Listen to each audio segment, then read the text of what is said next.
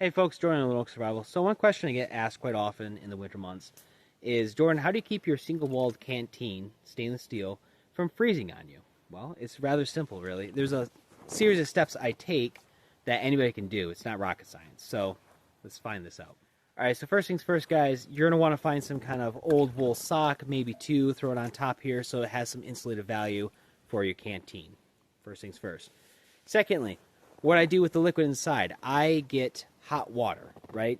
Think new cup of tea, new cup of coffee level warm water. Throw that in here, right? So now we have warm liquid.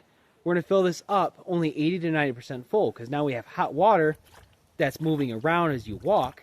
That's really hard for the temperatures outside to freeze. Well, at least temperatures you should be hanging around in the woods in. Anyways, the point is this, though. That's going to keep that from freezing so easily. Now, if it's, say, cold water from the tap, it's really full.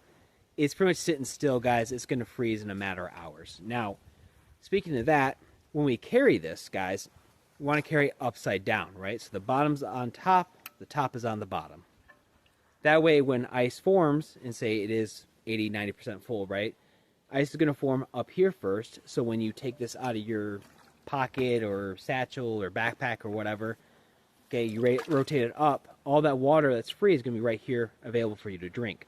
Now, don't fret, I want to say this. When you actually fill this up at home, guys, and you want to make sure this does not seal, make sure it has an O-ring in there, it's actually watertight, have it sit like this for a good maybe 5 minutes or so. If nothing is wet around here, okay, it's good to go. The seal's working great. It's not going to get your gear wet. You can always throw a plastic bag on top of this just to be extra safe, but whatever. Now, this being said, say that you forgot it. It was like this, whatever. Maybe it was next to you in your sleeping bag, didn't leak on you, but it was just so cold that it froze over time, okay? And the ice is up here now. With a wide mouth canteen, which you should have, you can take your knife, because it can fit in there easily. You can see in there, inspect and whatnot, move around, work in there. Take your knife and you spear that ice, and you either dump it out or just break up the ice, take a drink of water, leave it in there because you like ice water.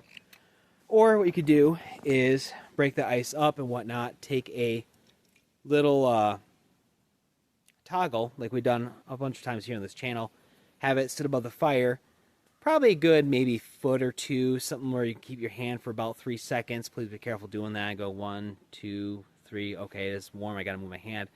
But you can sit there and gradually rewarm the container and the water inside. Obviously, you're going to take the sock off. Don't burn that. But you're going to gradually warm the container and melt the ice inside there, keeping the water warm. That way, say you're in a situation where you are starting to get into the mumbles, stumbles, and fumbles, right? So hypothermia. What that's going to do for you is you have hot liquid. Perhaps you have hot food because you have hot liquid or free liquid to make hot food with.